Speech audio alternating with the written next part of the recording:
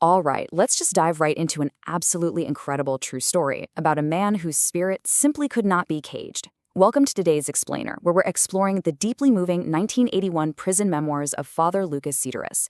Now, you should know right up front, this isn't just some dry historical account of being locked up. It's a really profound story of grim prison life, the unbreakable bonds of pure friendship, and the ultimate display of true leadership.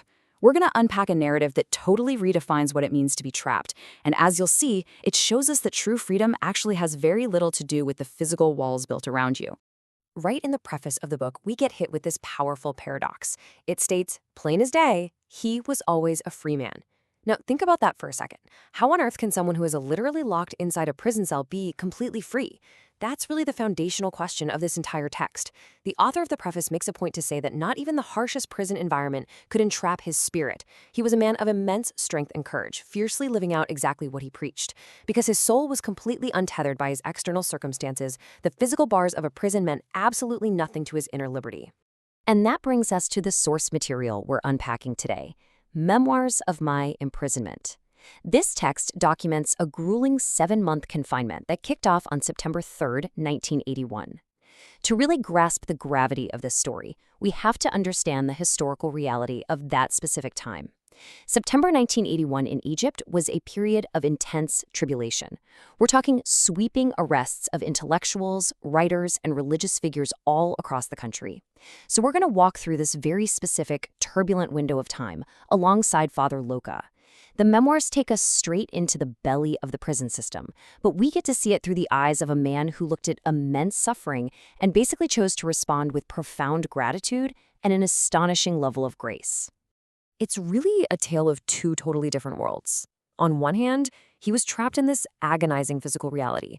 7 long months of confinement, terrible air quality, incredibly limited water, and intentional systemic cruelty. But then, on the exact same token, he cultivated this radiant spiritual reality that was defined by profound joy, deep contemplation on God's love, and just this unbreakable resilience. The tension between these two realities is the absolute core of his ordeal. He didn't just survive his physical circumstances, he completely overpowered them with his spiritual reality. Part 1. The Ordeal Inside the Walls of Cell 15. So before we can truly appreciate his spiritual victory, we need to take a hard look at the battlefield itself. Father Louka and his close friends were plunged into cell number 15, sitting right in the dead center of the ward. And make no mistake, this place was designed for pure despair. It was intentionally crafted to make every single day feel like a slow, agonizing crawl. To give you a clear picture, high officials actually visited the facility specifically to ensure that extreme cruelty was being aggressively enforced. They wanted these prisoners broken from hour 1. Inside cell 15, it was a sensory nightmare. The air circulation was practically non-existent, and the suffocating heat was so intense that it caused Father Louka's health to rapidly decline. He was dealing with a serious lack of oxygen and terribly poor nutrition. The stench was just unbearable. But maybe the most shocking detail? The men in that cell, multiple grown men, were limited to one single bucket of water for the entire day. Just one bucket. For drinking, washing, and sanitation. It was pure desperation. Part 2. Light in the dark. The power of pure friendship. But here's the thing. Father Louka was not alone. Usually, when conditions are this designed to crush you, isolation is the final nail in the coffin. But his survival was firmly anchored in pure friendship. The memoirs beautifully detail how human connection, specifically a really deep brotherly love between fellow prisoners, became the ultimate weapon against the gloom. His bonds with figures like Father Samuel Thabet, who shared that suffocating space in cell 15 with him, and Father Tadros Malati became an absolute lifeline. Father Samuel actually wrote extensively about how Father Louka made it his mission to constantly lift the spirits of everyone around him. He did this through deep contemplation, but also with delightful, unexpected humor. These weren't just casual friendships. These were intense spiritual partnerships forged in the fire of shared suffering. They literally transformed a desolate prison ward into a place of profound fellowship. Okay, I absolutely love this next story, mostly because it highlights his incredible humanity and his absolute refusal to give in to the misery. Remember how they were locked in that sweltering cell with only one single bucket of water for the whole day? The stakes for that water were incredibly high. Well, to break the intense tension in the room, Father Louka actually took his foot, his dirty foot, and playfully plunged it right into their only bucket of water.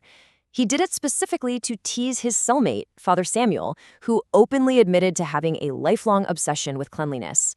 Father Samuel later wrote that Father Louka managed to make him laugh and scream at the exact same time. It was this perfect moment of sheer levity in the darkest of places. Decades later, they were actually still laughing together about that one single bucket of water. Which naturally brings us to the question, how do you break the gloom of absolute confinement? Well, you do it exactly like that, with a defiant sense of humor, by leaning into your shared suffering, and through profound brotherly love. Father Louka simply refused to let the cruelty of the guards dictate the mood inside Cell 15. By actively finding moments to laugh, to tease each other, and to care for one another, the men took back their power. They proved that sure, the state could lock their physical bodies away, but it had absolutely zero jurisdiction over their joy. The text also dives into his incredible friendship with Father Tadros Malati, and it really shows just how far back this pure friendship went. Even way before their imprisonment, their bond was so uniquely deep that Father Louka actually gave away his own personal car to Father Tadros for his service work, just handed over the keys without a second thought. To him, material things simply didn't matter when compared to their shared mission. In the Memoirs, it's actually noted that their relationship felt like living heaven on earth for everyone who observed them inside the prison. Just pause and think about that for a second.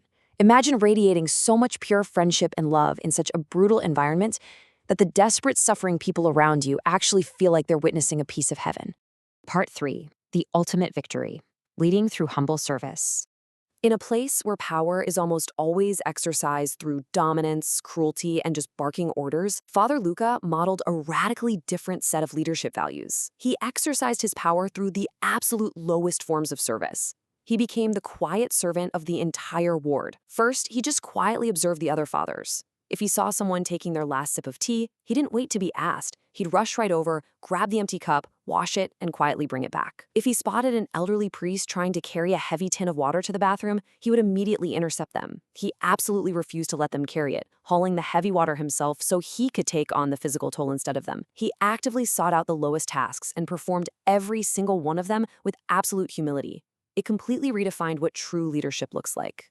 And over the course of those 7 months, this unwavering commitment to humble leadership completely flipped the dynamic of the entire prison. On day 1, remember, they faced extreme, ordered brutality.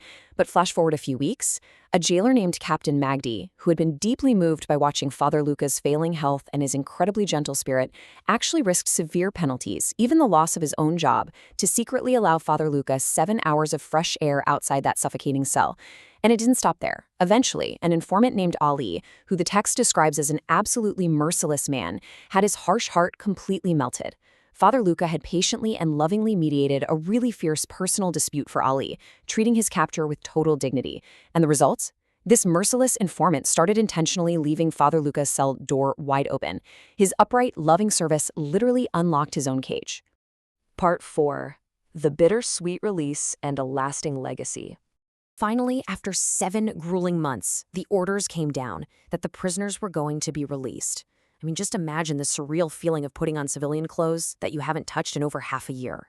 The men were marched out of the ward and taken to the warden's office, where they were finally allowed to use a telephone to contact the outside world. When a fellow priest, Father Zachariah, picked up the receiver, he immediately called his own wife. She answered, obviously anxious, and asked if he had been released. And he joyfully announced into the phone, no. But even better, Father Louka is released. Father Louka later wrote that tears almost rolled from his eyes at this massive display of pure love.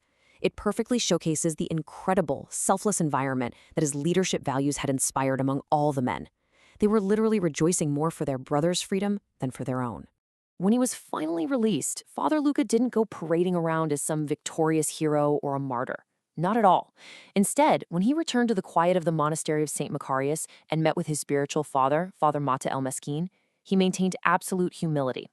With tears of love just streaming down his face, he embraced Father Mata and told him, point blank, that he wasn't imprisoned for Christ, but rather as a penance for his own transgressions. Even after surviving 7 full months of highly unjust, systemic cruelty, he viewed the entire experience not as a badge of honor to show off, but through a lens of profound personal humility and immense gratitude to God. And that is his lasting legacy. So as we wrap up this explainer, the crucial takeaway here is really a question for all of us. If a man can find profound joy, cultivate pure friendships, model true leadership, and experience genuine, absolute freedom while locked inside a suffocating, brutal prison cell, what is holding you captive? Father Louka Sidarous proved beyond a shadow of a doubt that our internal spiritual reality can entirely overwrite our external physical circumstances. I highly encourage you to reflect on his story the next time you feel trapped by the walls of your own daily challenges. Thanks so much for exploring these powerful memoirs with me today.